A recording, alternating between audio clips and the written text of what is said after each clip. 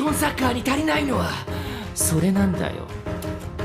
世界一のエゴイストでなければ世界一のストライカーにはなれない。Comme tu as pu le voir dans l'extrait d'avant, Ego explique que pour devenir le meilleur attaquant du monde, il faut avoir une mentalité égoïste. Et ça va bien plus loin qu'une manière de jouer. C'est aussi un état d'esprit que Nagui commence à adopter. Et on va voir ça tout de suite dans cette vidéo. Voilà les frères, aujourd'hui on se retrouve pour une review du dernier chapitre de Blue Lock. Et il y a pas mal de choses à dire. Pour te remettre dans le contexte, le Japon commence officiellement sa Coupe du Monde contre le Nigeria, les rois d'Afrique. Donc ils ont gagné la dernière CAN et c'est l'équipe la plus forte d'Afrique actuellement. Dis-vous que le Nigeria a roulé sur toutes les équipes d'Afrique, sachant qu'au Maroc, il y a un prodige. Donc je pense que c'est une équipe qui joue quand même très bien, même s'il n'y a pas de prodige. Et ça va être super compliqué pour le bloc de gagner. D'ailleurs les gars, le Nigeria ressemble à ça. Kanishiro nous a fait des personnages très représentatifs des Noirs et merci à lui parce qu'on en a marre des Renois avec des cheveux verts, des cheveux des coupes à la Sasuke. On n'a jamais vu ça les gars, on est d'accord? Là c'est carré, on a des tresses, on a de l'afro, on a du freeform, tout ce qu'on demande. D'ailleurs, le Renoir qui ressemble à Yukimiya, c'est un 10 sur 10. J'ai juré que le chara design il est incroyable. Et j'espère qu'il sera boosté, que c'est pas juste du flow pour rien. Pour éteindre le Nigeria et gagner, Ego a misé sur une composition autour de Isagi et Rin. Comme tu l'auras compris, c'est eux deux qui vont composer l'attaque. Puis après, en milieu, on aura Ryo, Karasu et Bashira. Les latéraux seront Shigiri et Yori. Et pour terminer en défense, on a la même défense que chez les Ubers. Donc Aiku, Aryu et Nico. Et au goal, Gagamaru pour pas changer. Il y en a beaucoup qui sont pas contents de la composition parce qu'on n'a pas Shido et Baro finalement à conserver le classement en vrai de vrai.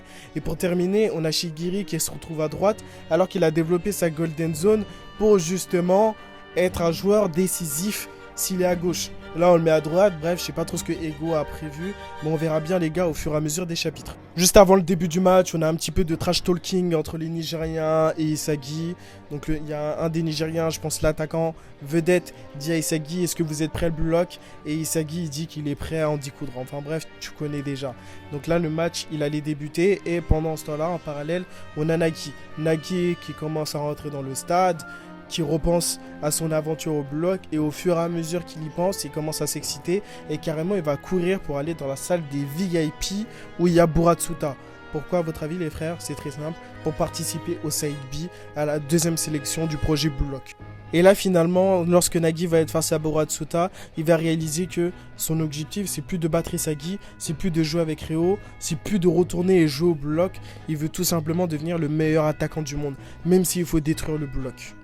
Et oui les frères, parce que l'un des objectifs du Side B, c'est de prouver à Ego qu'il a tort et que sa sélection présentait des failles. Notamment avec Nagui, on va voir plus tard que voilà, Nagui a été éliminé du bloc alors qu'il est l'un des meilleurs joueurs du Japon. Et finalement au début, j'étais pas trop fan du Side B, mais je trouve que c'est une excellente idée. Parce que Nagui est le deuxième protagoniste de bloc.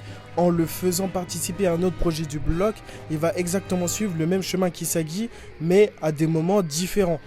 Pendant qu'Isagi va briller avec le maillot national, Nagui va se la tuer au Side B. Et lorsqu'il va revenir, ça va être vraiment très boosté les gars. D'ailleurs pour moi le Side B ça va être encore plus chaud que la wildcard. Déjà que la wildcard ça a complètement changé Kunigami alors que je pense pas que le niveau il soit très élevé. Imagine un petit peu le Side B. Le Side B ça va être très chaud et tu sais pourquoi?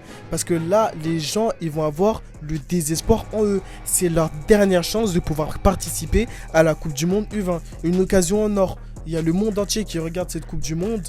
Elle a pris des proportions inimaginables à cause du bloc. Si tu veux devenir professionnel et avoir ta chance, c'est maintenant ou jamais. Ça veut dire que l'attention elle va être à son maximum. Ah les gars, des coups de pute, des trucs de fou, on va en voir. Et j'espère vraiment que Kanishiro va nous faire un film ou un spin-off sur la Side B. Parce que je pense que ça peut être très terrible les frères. Bref, dites-moi ce que vous en pensez. Première vidéo YouTube aussi longue les frères. N'hésitez pas à me dire en commentaire s'il y a des choses à améliorer ou quoi que ce soit. Et on se rattrape très vite pour d'autres vidéos. C'était Maderne.